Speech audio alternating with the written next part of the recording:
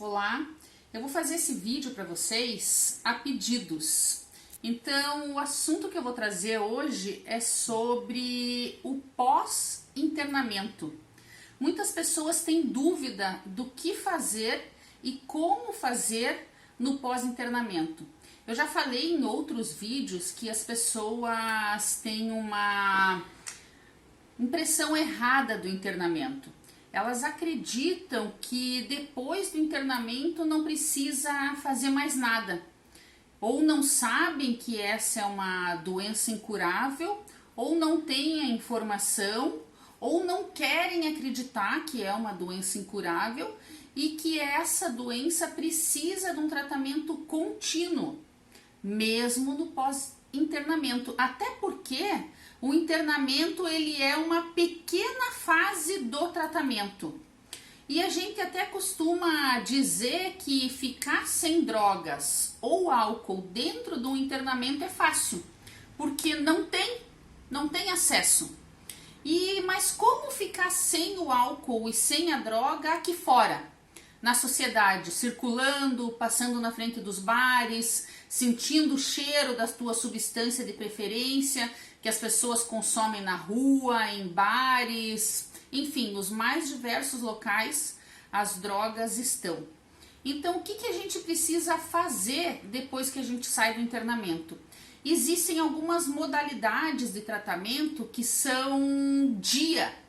Então, é sugerido, dependendo do nível de dependência que você foi para o internamento, que você faça no pós-internamento, quando você recebe alta desse internamento, que você faça um acompanhamento dia. Algumas instituições chamam de clínica dia e algumas instituições chamam de CAPS. Mas a proposta é bem parecida, é quase que a mesma proposta, só muda um pouquinho o nome.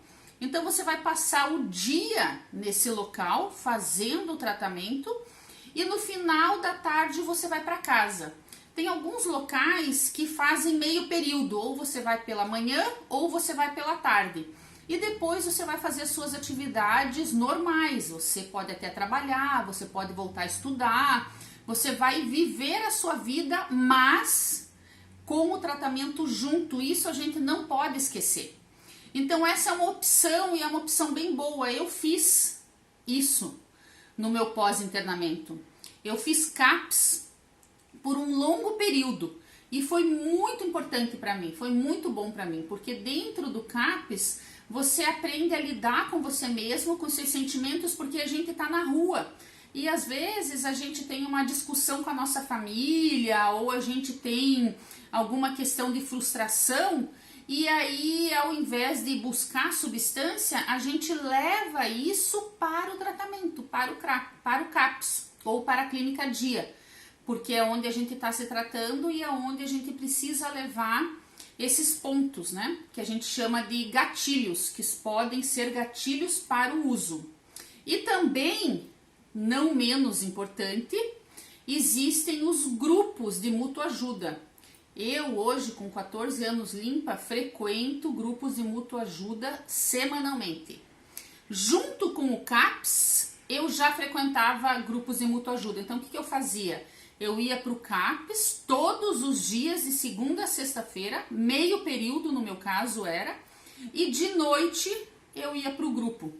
Eu escolhi o grupo de Narcóticos Anônimos, eu me identifico com o programa, me identifico com as pessoas e gosto de fazer parte. Então, eu faço isso no meu tratamento, eu vou para um grupo de mútua ajuda. E fiz isso lá atrás junto com o CAPS, porque a gente sempre diz assim, né? A pessoa que foi internada, muito provavelmente, ela estava consumindo drogas todos os dias da sua vida, por muito tempo. Muitas horas do dia. Então, o que é um CAPS? O que é um grupo? O grupo dura 2 horas a reunião e só vai fazer bem. Ah, mas quanto tempo que eu preciso ficar? É você que está em tratamento que vai perceber isso. Pode ser que você perceba errando, pode ser que você perceba voltando ao uso, fazendo algumas escolhas que não foram muito acertadas e que te levam de volta ao uso. Não tem problema, retoma o teu processo de recuperação da onde você parou. Você não precisa chegar no fundo de poço com a droga novamente. Se houve uma recaída, você pode retomar do teu processo. Está fazendo CAPS? Continua o CAPS. Fala para o teu terapeuta, fala para o teu psiquiatra o que aconteceu e continua o teu processo de tratamento. Nem sempre a gente vai obter um sucesso de primeira. Ah, foi internado, fiz CAPS, fiz grupo e tô limpo há trocentos anos desde então. Não é assim que funciona normalmente. As pessoas que têm problemas com drogas, elas aprendem no erro. Outra dica que eu vou dar para vocês é do tratamento para a família. É muito importante que a família busque um tratamento para si. Ah, Fernanda, mas eu não tenho problemas com drogas. Quem tem problemas com drogas é meu filho ou meu marido.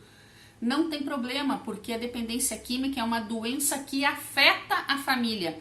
Nós até costumamos dizer que a dependência química é uma doença da família.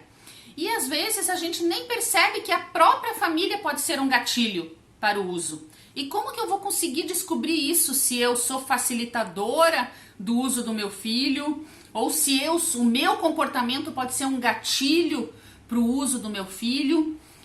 Às vezes alguma discussão em casa pode ser um gatilho para o uso. Esses dias eu atendi um rapaz que ele estava em abstinência por um bom período, acho que era aproximadamente 8 meses, ele já estava na rua. E o pai dele, foi numa festa da empresa, foi agora, no final do ano, foi numa festa da empresa. E esse pai chegou em casa completamente alcoolizado. Quando ele chegou em casa completamente alcoolizado, ele começou a discutir com a mãe, que ficou muito braba do pai chegar completamente alcoolizado em casa, sendo que tem um filho que está num processo de recuperação das drogas. E esse filho, já adulto, ele foi proteger a mãe desse pai. E esse pai, com palavras, agrediu muito esse filho. Adivinha o que esse filho foi fazer? Ah, foi dormir, ficou tudo em paz? Não. Não ficou, porque a família muitas vezes é um gatilho, o comportamento da família é um gatilho. Aí esse rapaz recaiu, saiu de casa nesse mesmo dia, ficou muito nervoso e voltou ao uso. No dia seguinte, o pai e o filho foram me procurar. Ah, tá vendo? Não dá certo. Gente, como que não dá certo? Não dá certo se só um na família se tratar. Agora, se todos da família se tratar, é lógico que dá certo. E o pai ainda culpa o menino pela recaída, sabe? Então, às vezes, a família não percebe o comportamento que tem e sempre culpa o dependente químico. E isso não é verdade. Isso não é verdade. O comportamento das pessoas afeta muito o dependente químico. Então, essas são minhas dicas para quem está saindo do internamento.